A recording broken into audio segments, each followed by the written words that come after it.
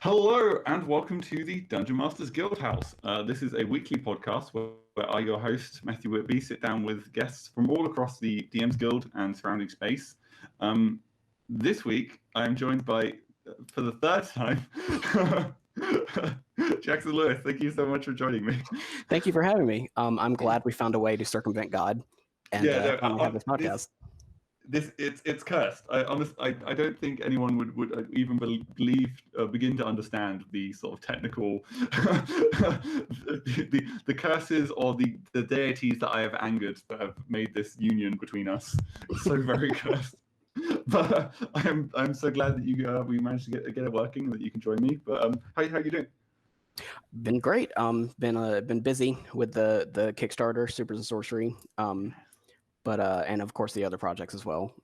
So I mean, it's just been a whirlwind of DM's Guild work the past couple of weeks. Yeah, I mean, let's dive into it. Let's not mess about in case the god pays attention to our hubris. Like so you mentioned, was it the Kickstarter project? It slipped my mind immediately. And Supers and Sorcery. Supers and Sorcery. So I forgot the word supers. But what's some of the other products you've kind of been known for on the DMs Guild? I think I'm best known for Titans of the Ancient World. It's like a compilation of 7 kaiju along with like rules on how to run them and like scenarios and how to run them as well.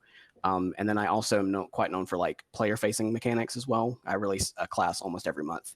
I have released a class almost every month since January. Wow.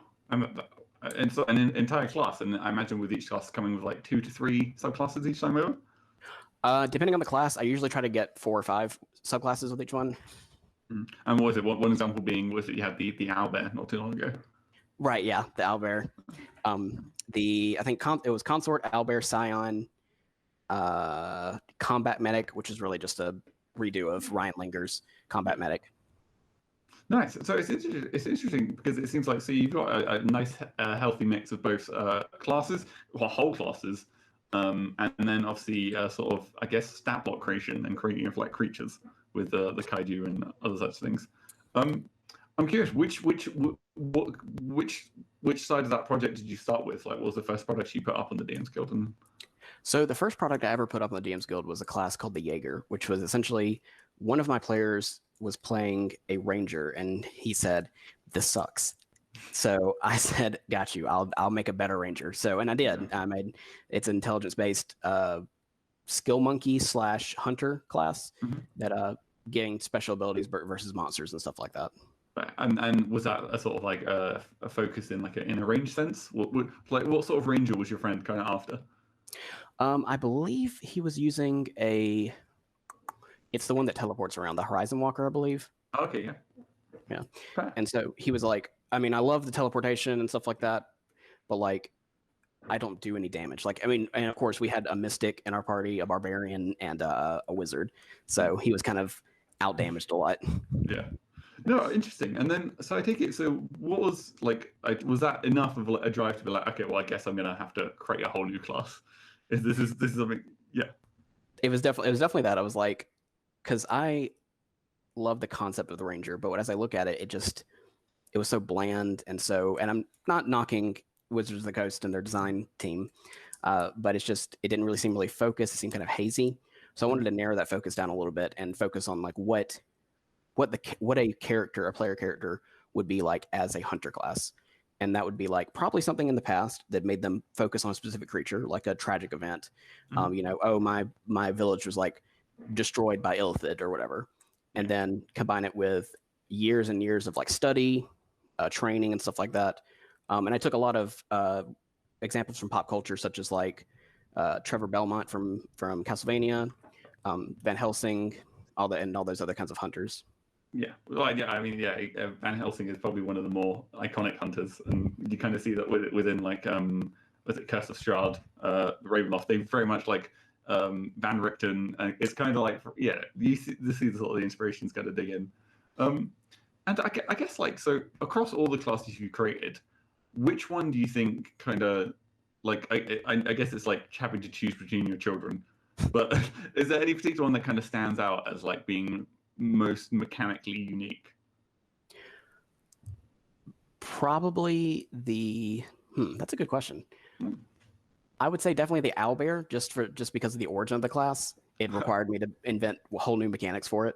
Yeah, and so I guess to kind of like like to not give away the whole class. Obviously, go out, check out the product and stuff like that for those listening. But like, what was the kind of like the main crunch?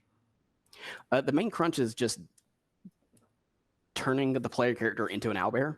So I had to basically write a whole chunk of text. Isaac May actually edited it for me, and he helped me like hammer that out. So it's like a whole chunk of text basically saying like you keep your size stays the same, your speed stays the same, and you retain any of the racial benefits you get. But other than that, you are four-legged, quadrupedal, and you have these natural attacks and a natural AC. Interesting. Okay, fair. So it's like a kind of like merging of like the total with like it's interesting as well. Obviously, like being a werebear class, as if you could grow up and aspire to be an owlbear. But no, it's an interesting challenge just because I take it as a case of like trying to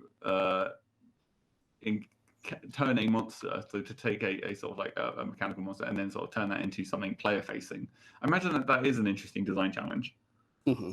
And like especially with one that's not like humanoid. So I know I got a lot of inspiration just from sometimes I'll do these like deep dives of like lore books. I bought the oh gosh, it's the Lord Brian Holmes is going to kill me for not remembering this. It's the one he pointed me to. It gives all the detail on like the illithids and beholders, and they actually have rules in there for making like a beholder or an illithid PC. Is this 4th edition, like one of the? I believe it's either 4th or 3.5 edition. Okay, fair. Wow. In Venice, yeah. You know what? I've never in my life have thought about doing a beholder PC, and now I'm wishing that I could. I feel like it would be it would be chaotic. It would be crazy. Oh yeah. Beholders are probably like one of my favorite creatures to like put in either like supplements or like in adventures in terms of like just because they're such a powerful enemy, but at the same time if you know how to talk to one, you can get it to do whatever you want it to. Yeah.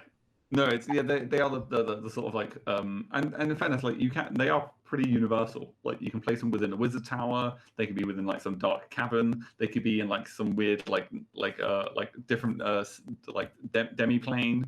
They're versatile things. You can literally have most problems you can throw a beholder into to just make 10 times worse.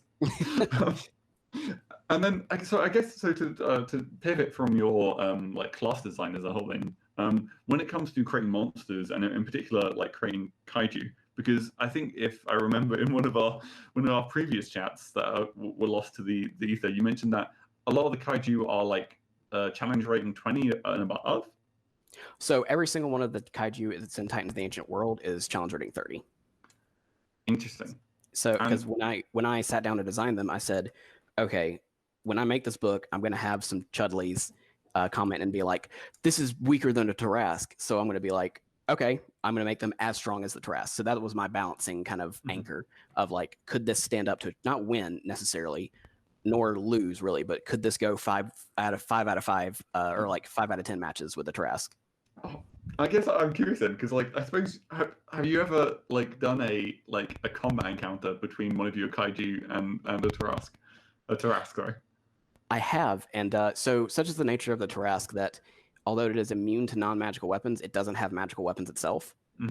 And so a lot of the kaiju don't have that either. I think Crabgoat is the only one who has magical weapons.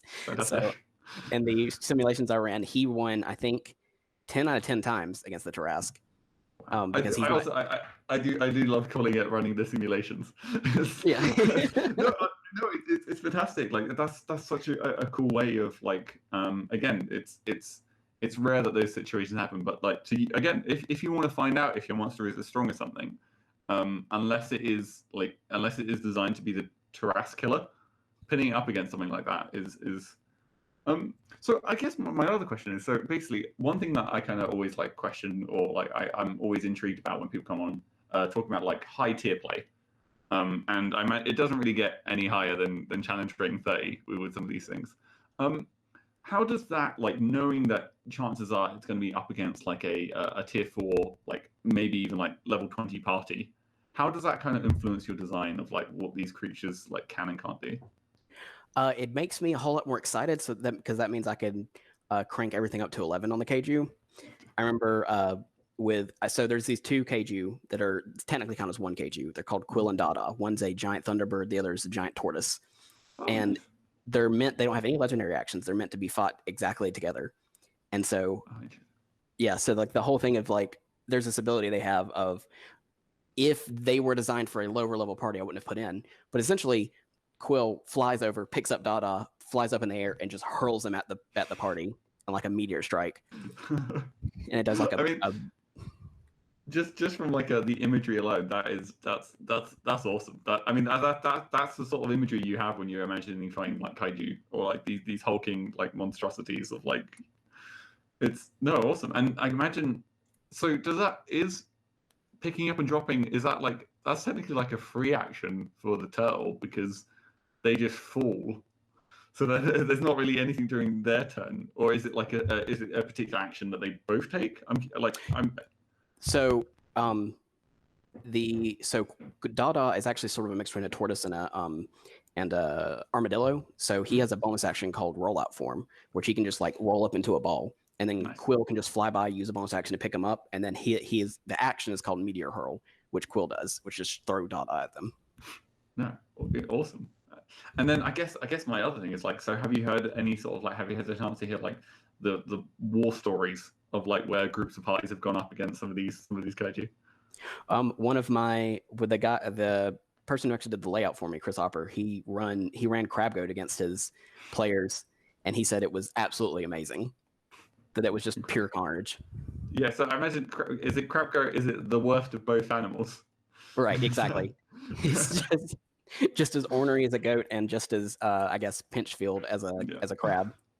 No, interesting. And then I take it, so moving away from like challenge rating 30, I guess that's interesting. So after having like spent some time creating these challenge rating 30 monstrosities, when you came to destroy, like come do like a challenge rating 3 creature or something like how did that sort of like tailor, like, or how did you adjust your design like methodology to kind of adapt to these?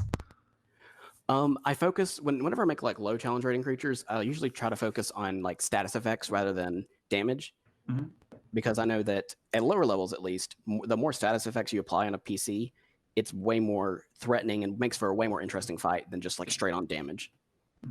No, I must admit, so I'm kicking myself for not remembering where I heard it from, but I've heard a really interesting source that with low level creatures, you should really be focused on giving them one really cool ability or action.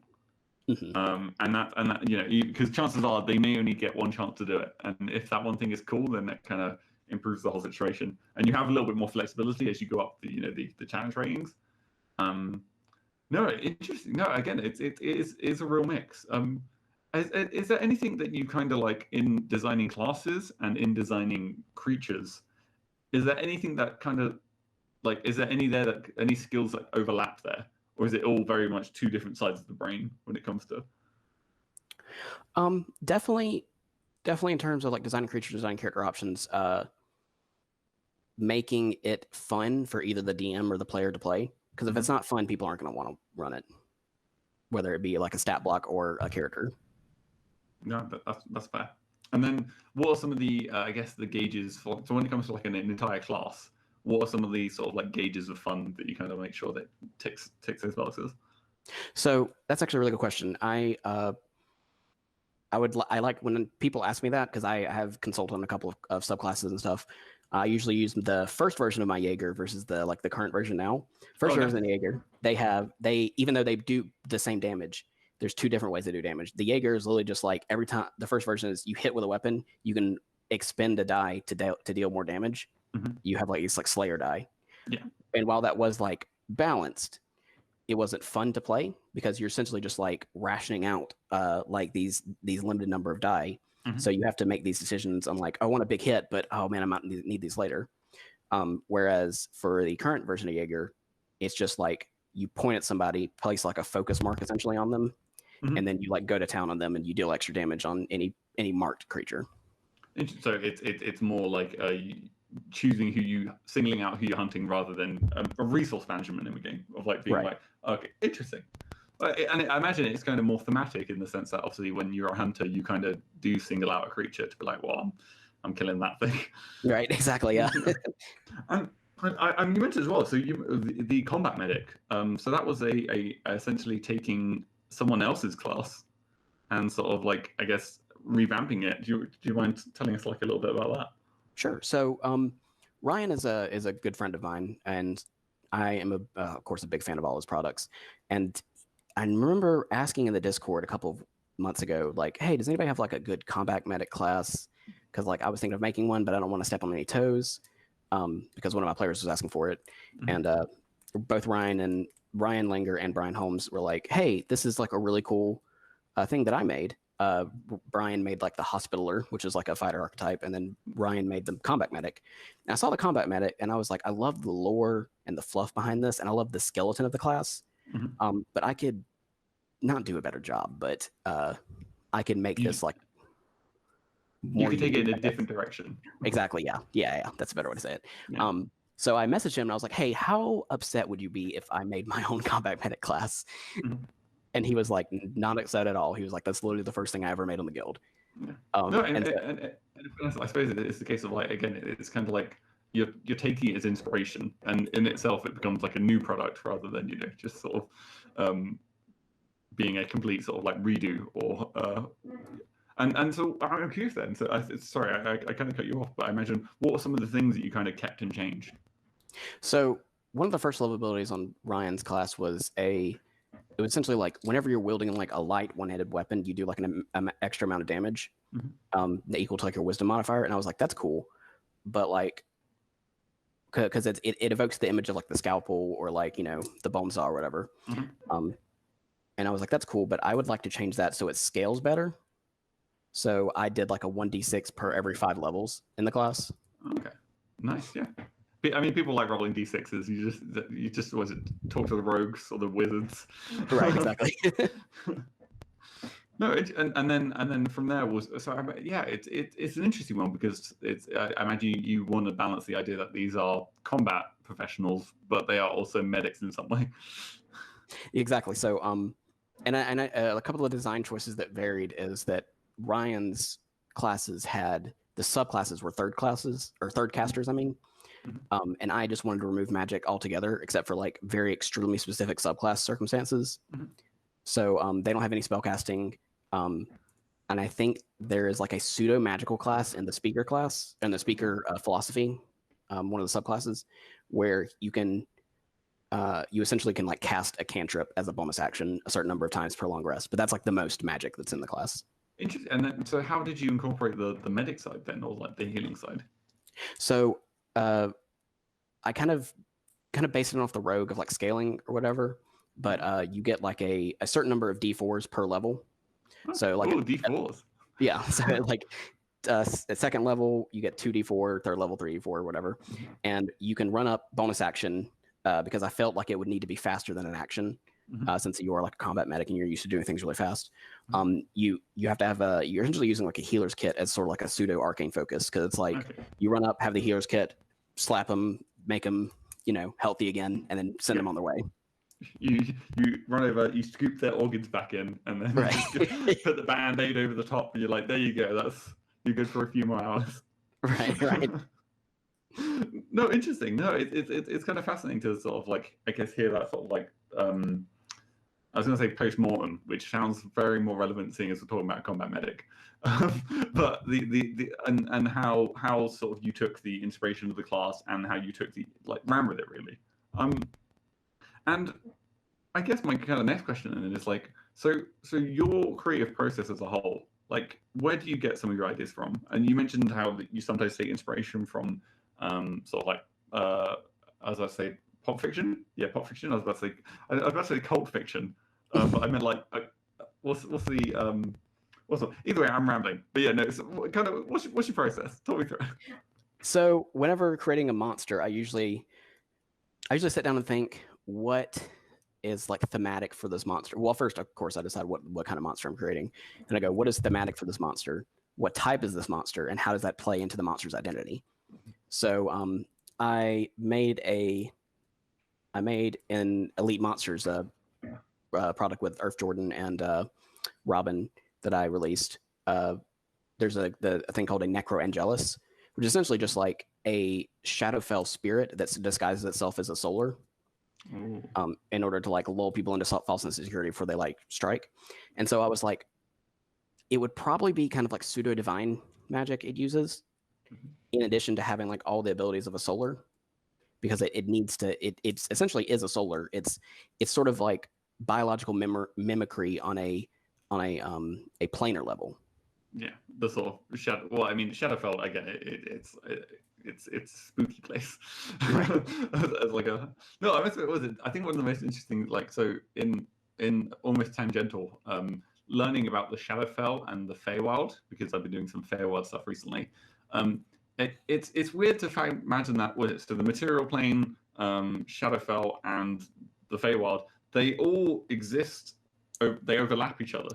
Mm-hmm. So essentially, and it's just the fact that when whoever created the material plane or the world as a whole, they were like, let's take all the bright things and pop them in the Feywild. Let's take all the slightly dark thing and just make this whole other shadow realm, which is an interesting lore tidbit. And you were just like, yeah, no, then there would probably be some angels or some creatures who mimic angels, because things aren't bad enough in the Shadowfell as it is.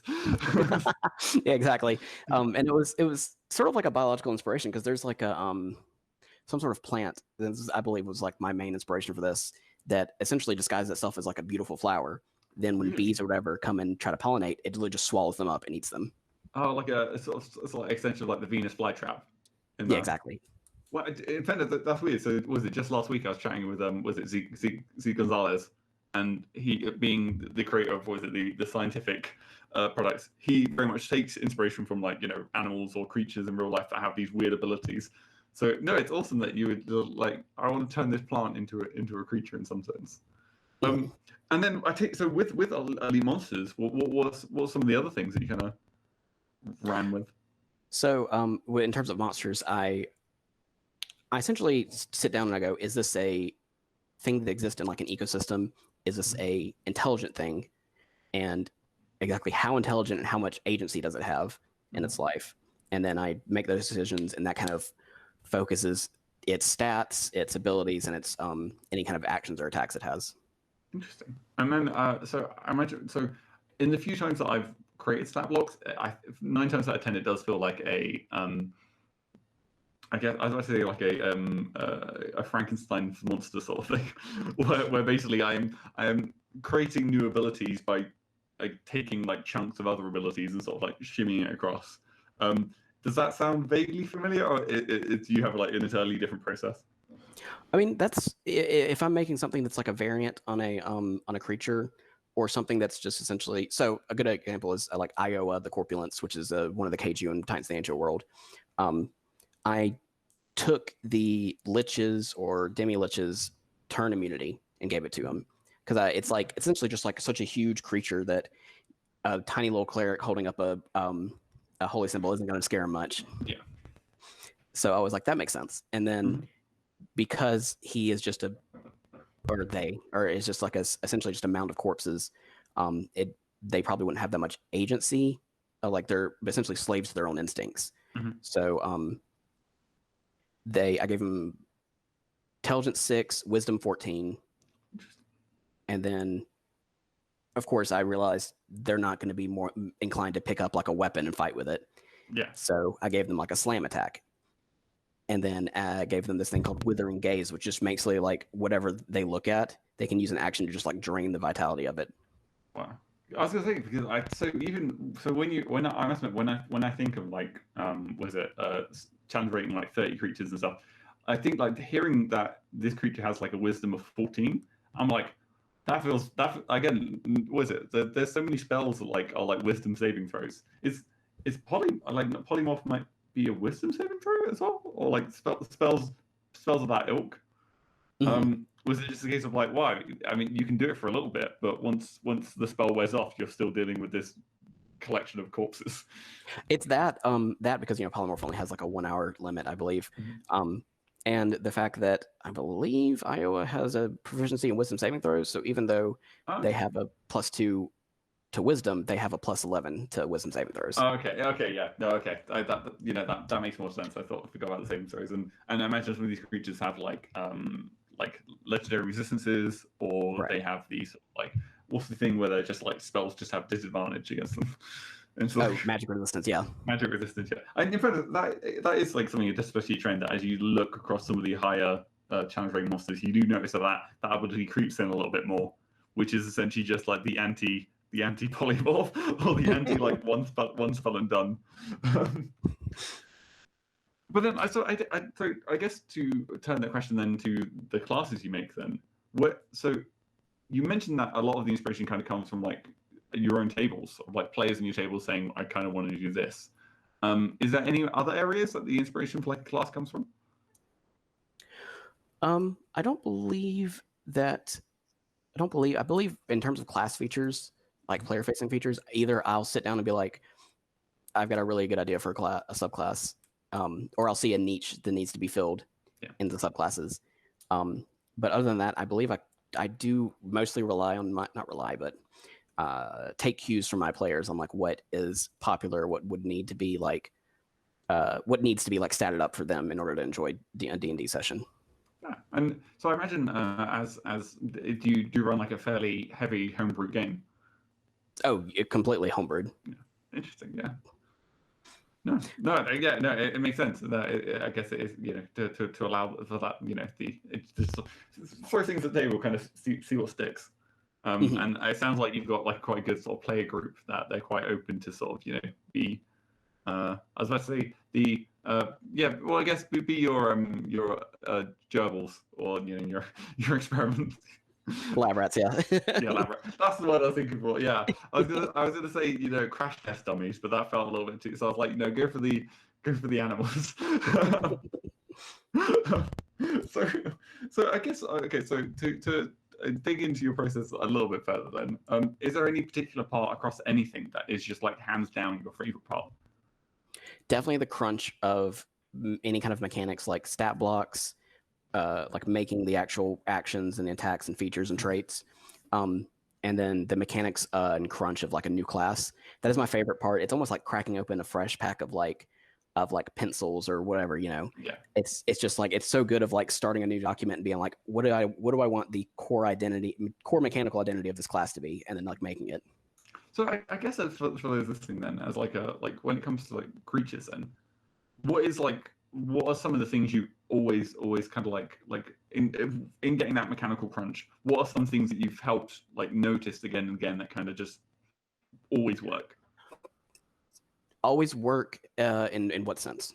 Well, I guess always give that sort of like satis, or just like you write something, or just that was always just like, yeah, like is there any sort of trends to like what?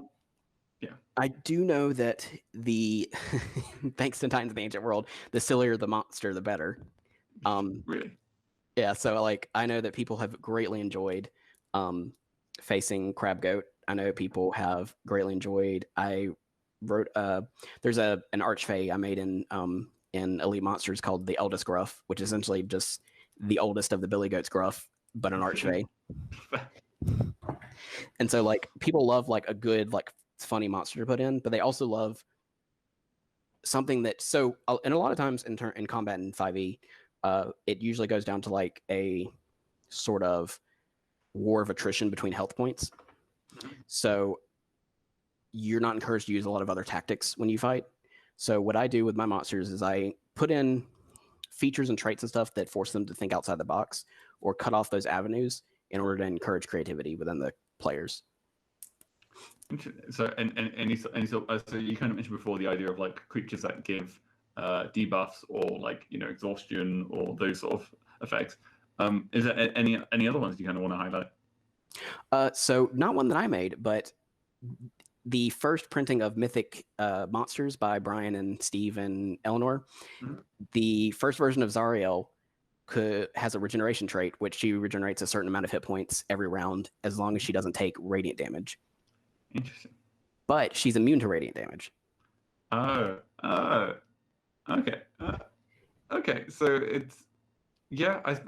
Are there anything like any spells or anything that removes immunity? Or Don't believe so. So essentially, Zariel was unkillable, and of course they were. It was a mistake. They weren't. They didn't mean to do that. But I ran her against my epic level people, and I was like reading the trade out to him. I was like, yeah, it says here that she regains like 40. I think 40 hit points.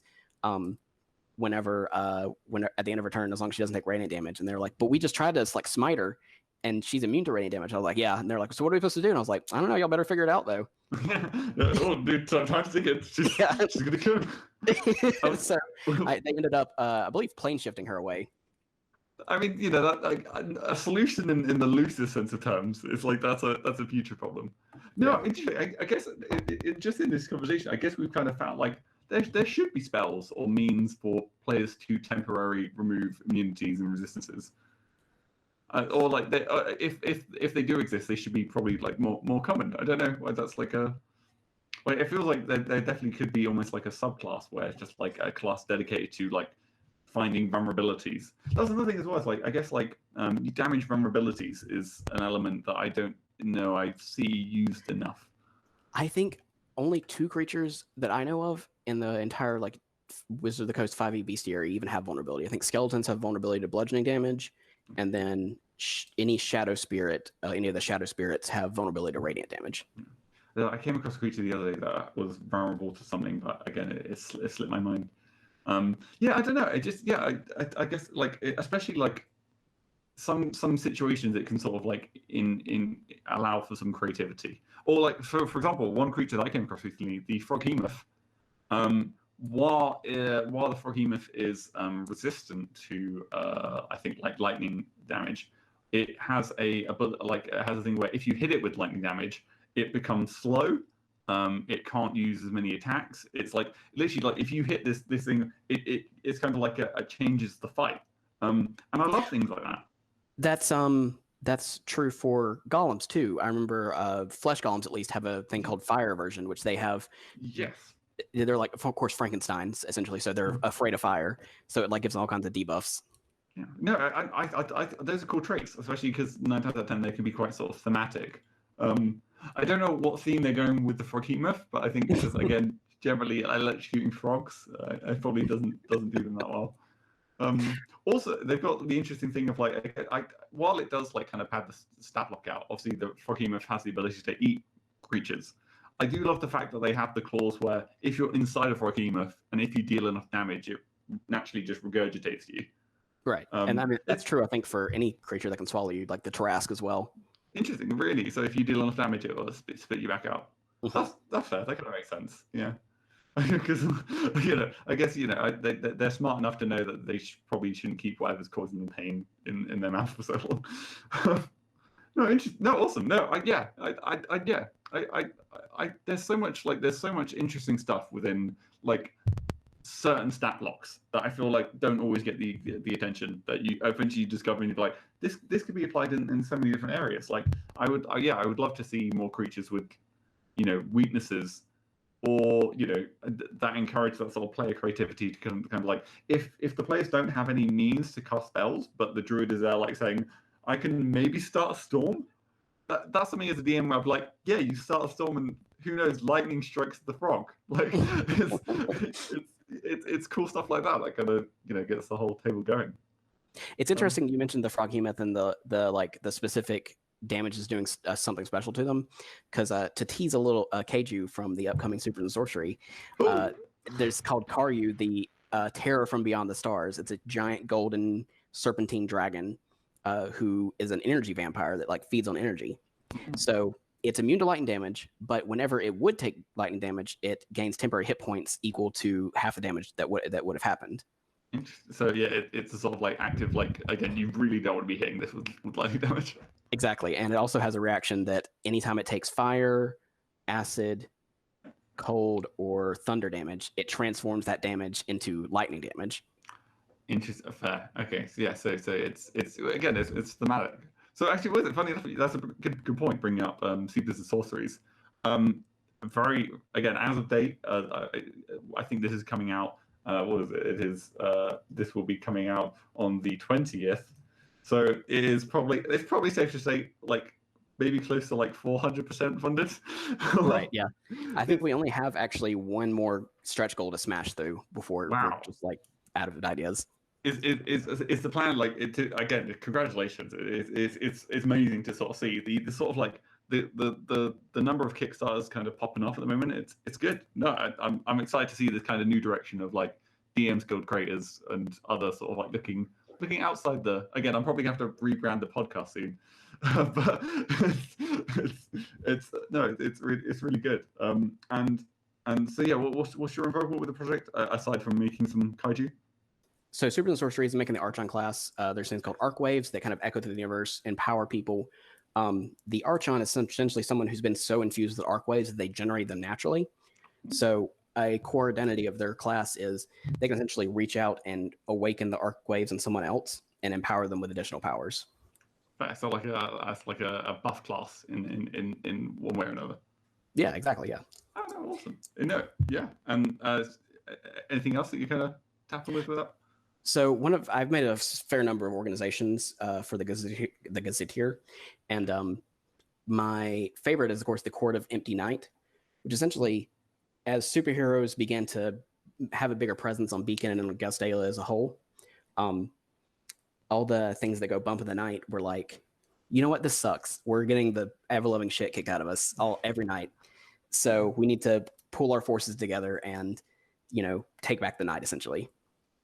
So like like an evil Justice League. Yeah, exactly. Yeah. And so it's led by like a vampire, a werewolf, and a demon. There's like 3 heads. In fairness, like my mind. It's weird that my mind would go to. Oh, that sounds like a cute date. I don't know if we should have gone there in terms of the villains of this new world. No, awesome. Again, I imagine. So once you hit these last sort of set of stretch goals, is the plan to like make more, or is it? I believe that we're not opening up the universe, but like we're planning on like down the road releasing like additional products as well. So we have this campaign setting book out. I believe there's been talks of a kind of rogues gallery-esque kind of bestiary to come out. And then additional classes and subclasses as they come.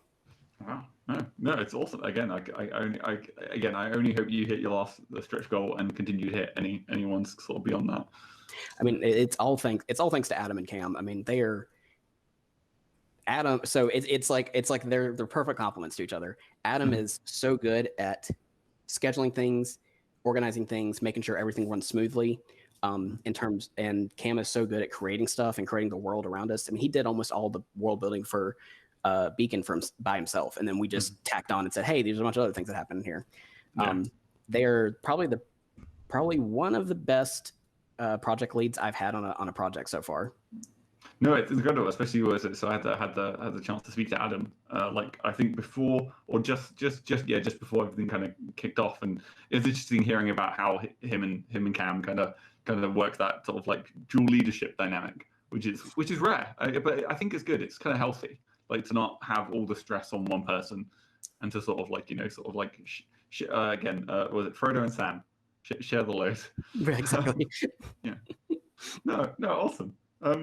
And then I guess to kind of pivot around back to an earlier point, again, back to like you and your creative process then, are there any parts of a project that is your least favorite? Definitely any fluff writing.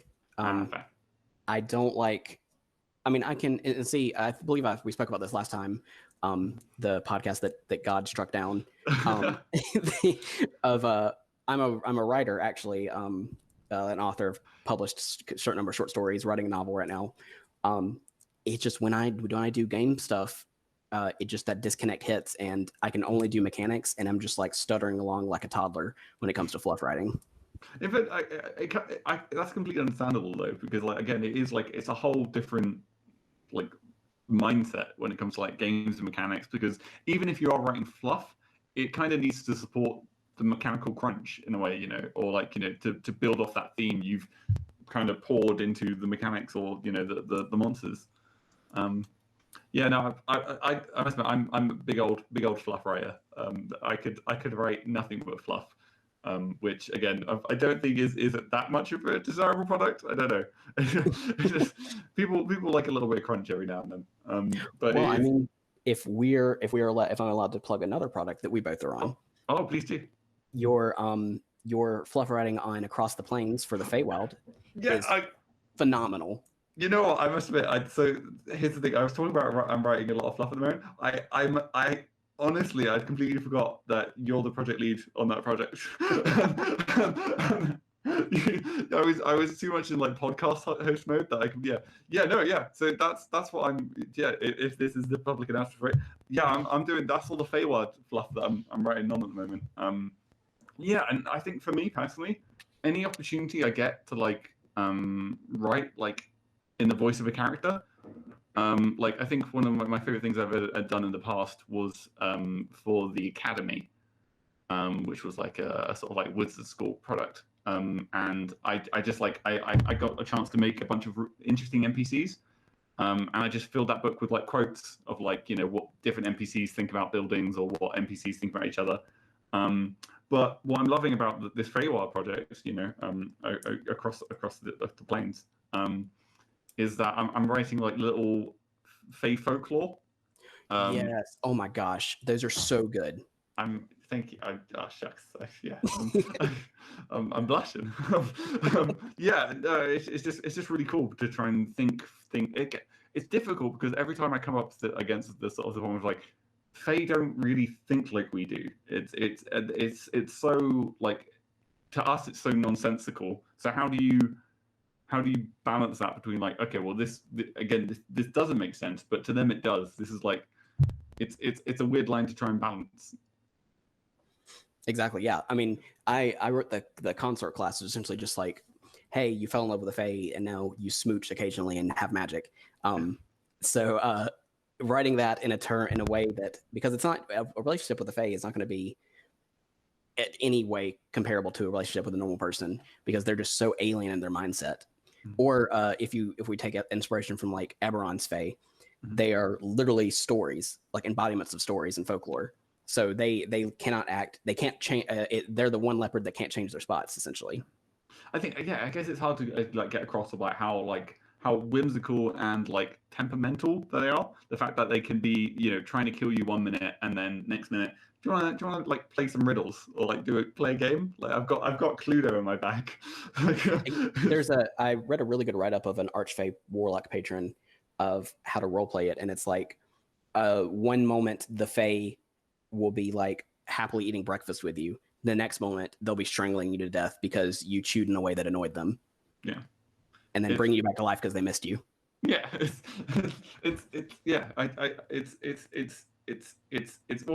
alienate or alien because it is. That's the nature of things. So yeah, I think just having this conversation makes me think like, I think I do need to go back and make a few things a little bit weirder. I think we need to get Fae with it. But I guess so over time, like, have you found like your ability to write fluff has that got easier at all?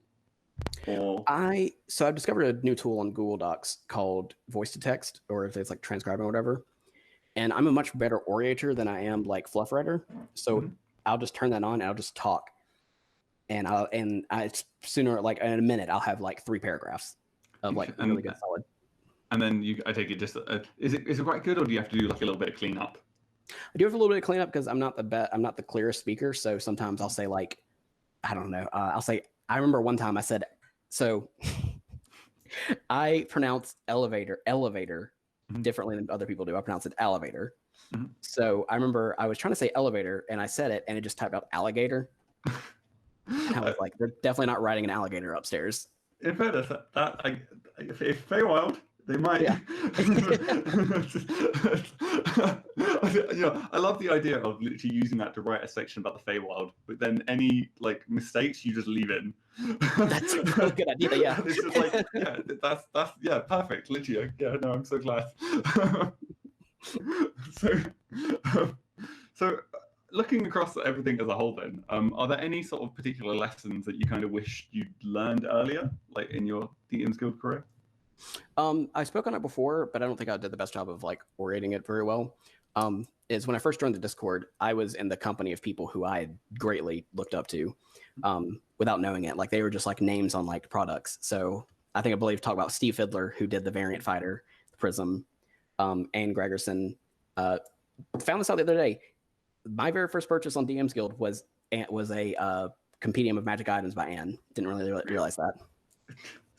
It's like it's always weird when people get kind of known for like the Monteluke series or like whatever like series. It's kind of weird to see like their first products or their first sort of forays that kind of slips through. Like you did that, and it's like oh yeah no yeah that's the first thing I kind of threw up there. And the project that we worked on before Curse Classes, even Cursier, that was my first foray into collaboration with these artists.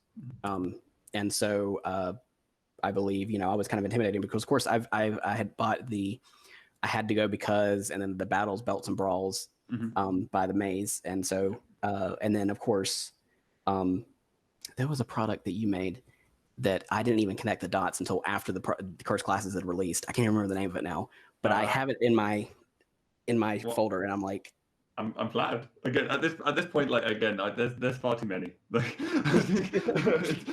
Like, at this point, like I'm stumbling across products that like I didn't even know I collaborated on. It's like, oh yeah, no, wow, that happened so long ago. And that's kind of the nature of like once you start getting involved in collabs, the sort of like timeline of some of these products.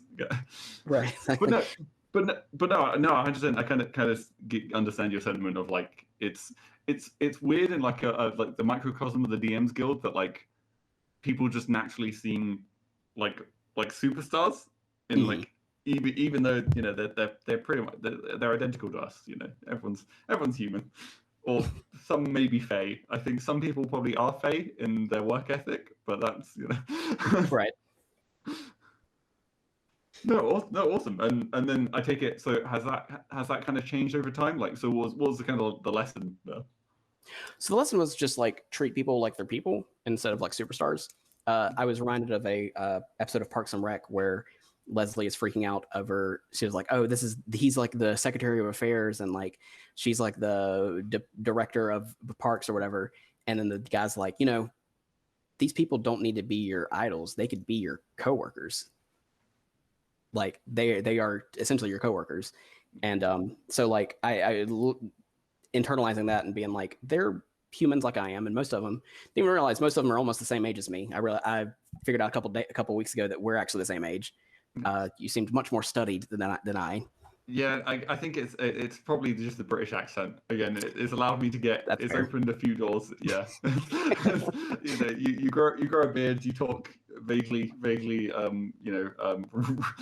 British, and then yeah. I also do this thing.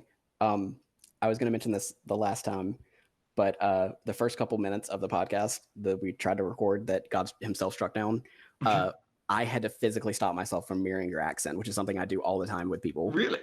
Yeah. So I mean, but like that, if you want to get, but I would be, if you get like not to put you on the spot, but like if you want to lay out now, by all means.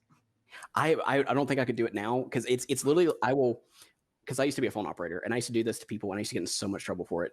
They'll be like, it'll be like Australian people will be like, "G'day, mate. Calling in. I need to check on my package." And I'm like, "All right." I'm like, "All right." In fairness, I like that. I've heard that more commonly than I thought I would have. I think it's like again, it is like that, like a mimic trait that some people just have. Yeah, I would say so. Yeah. And I think it hasn't got you in much trouble otherwise. Right, exactly. Most people are flattered by it. Oh. No, nice. Well, I am too.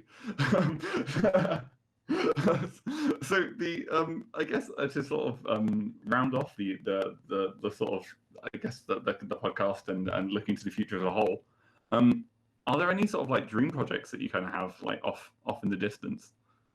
So of course I have a Titans of the Ancient World sequel coming up eventually.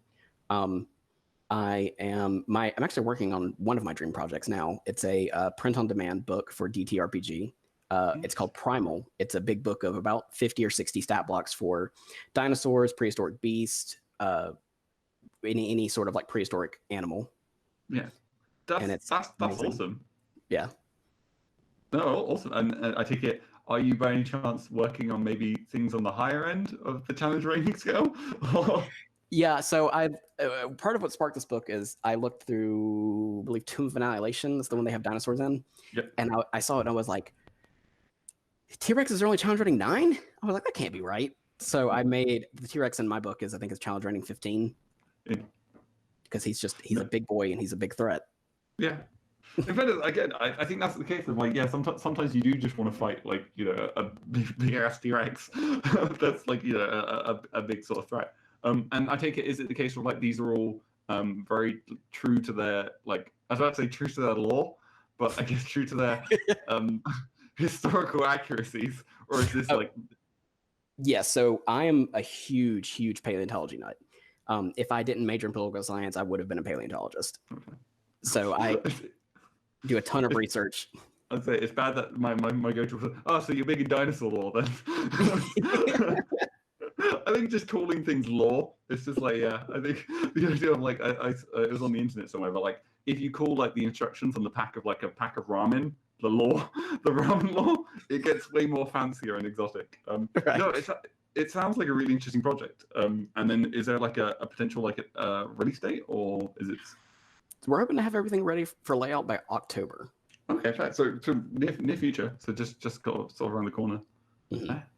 And then I guess that kind of pivots nicely into it because you've spoken about supers and sorceries and obviously this dinosaur project as well. Is there anything else that you're currently working on? Of course, Across the Plains. As well, I guess. A sort of like small zine, mid-sized zine for each of the underrepresented planes in Forgotten Realms. It's paying special attention to, I believe our next one is going to be Mechanus, which I know you're a big fan of. I am a big. I was looking. I did an organization of like all my my Google Drive the other day, and I realized I have like at least 2 Modron related like drafts in varying states of completion. I'm just like one day I'm going to release that Modron adventure. But yeah, no, I'm very hyped for Mechanus. It's law and order. You got like everything's balanced. Everything has its place. Yeah. No, awesome. And then I guess in working across on all these sort of interesting projects, you've had a chance to kind of work with like a huge selection of amazing DMsGuild creators and otherwise. Is there anyone in particular who like inspires you? Who you kind of want to shout out? So top 3 in my mind are of course Lydia Vanoy. They are an amazingly dedicated worker. I think I'm a part of 3 different projects of them right now. And they've helped me a lot in terms of like being a new creator on the DMsGuild and like showing me the ropes.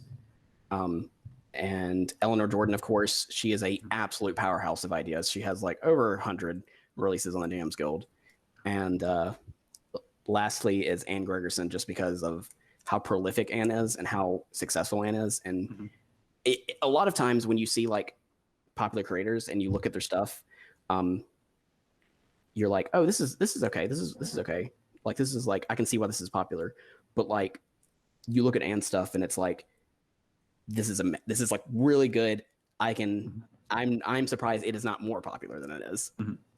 It's like I get with I guess with everyone you mentioned again, it's the idea that all 3 of those amazing creators, they have such a powerful catalog. There you go. That's like their collection of products, and you can see that they're almost building like brands, or just like they're just ever present in the nice way of just you can see like and was it in Anne in particular working on both layout and also like creating. It's again there's no end to everyone's kind of talents there. They just sort of like, if they can do it, they do it, and it's out there. Exactly, yeah. And of course, like especially Lydia has a very good, I don't know what the word for it is, like a 6th sense of like what's popular. Mm-hmm. So when they released Adventure's Domestic Handbook, yeah, it just skyrocketed it because everybody, I mean, it's a niche that hasn't been filled in DMsGuild before, as sort of like a way to like homestead instead of like go out and adventure. So yeah. And just like reading the room. Yeah, I was gonna say well timed because it felt like it was starting to gravitate towards a lot of those conversations of like I guess like non-orphan adventurous. It was just the idea of like, there's so many of those out there, and being able to sort of facilitate those sort of like, experiences that they should be, they should be there on the D&D table. They should be like, I think, was it for Adventure League once? I played a wizard dad who was just out. This was that was their job, and they did die the same session that I introduced them, but I blame that on the murder house rather than anything that I did. Right. but it was, I think that's one thing I always try and do is I try and create characters to kind of fit a niche, and especially when it comes to like seeing what these fantastic creators are doing, it's just it's what everyone kind of wants or needs, or there's use for it in nearly every table. Exactly. Oh yeah, I wholeheartedly agree. Yeah. No, lovely. Well, I think, as I say, honestly, Jackson, I think we've done it. I like. There's been no technical difficulties like at all through this thing. We've done it. I don't know how. I don't know what we've done. But we have made it to the end of the podcast. I guess like some of my last sort of final questions then are like, if people are kind of curious about hearing about your work, what are some of the best ways that they can sort of stay up to date?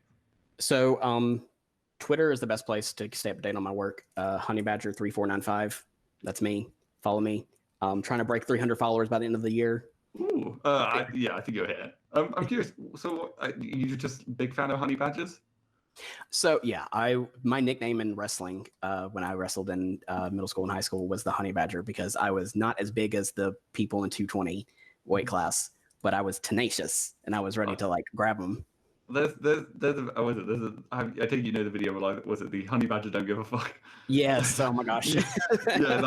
Honestly, that video made me fall in love with honey badgers as well. They're just like they're ferocious. I think that's like a good nickname to get in any sort of sense.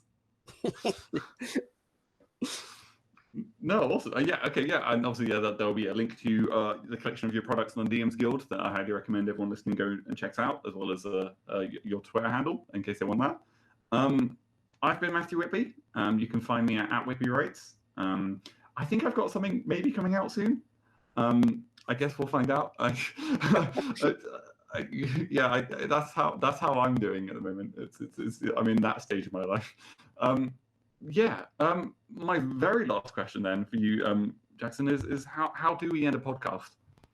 Well, I usually end a podcast by encouraging people to go buy Curse Classes Even Cursier, try to get to gold, and to buy Hamlet of Afflicton, a very good D&D 5e adventure. I did that. Yeah. No, yeah. You know what? There'll be links in the bottom. So go.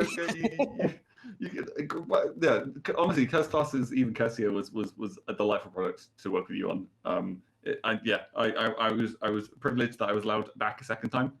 I don't know what it is. They just maybe it's it's a case of they couldn't keep me out, or once you're inside, you're in. But no, a lot of really cool classes, and new really cool subclasses with that. I guess we'll see if future holds for like a even Cursier. But the Hamlet of was Afflicton, the sort of like adventure time they did for that was like a lot of words. I don't know if I can underestimate or understate. There's a lot in that. Like for like a time product, I went hard. So yeah, I would appreciate a few more sales. I'm gonna put that one out there. I'm gonna wear my heart on my sleeve. That's how I feel. Well, I think that's a fitting end. Thank you again so much, Jackson. Be sure to tune in next week. I think this is probably going to be one of the more civil endings to this podcast. And bye.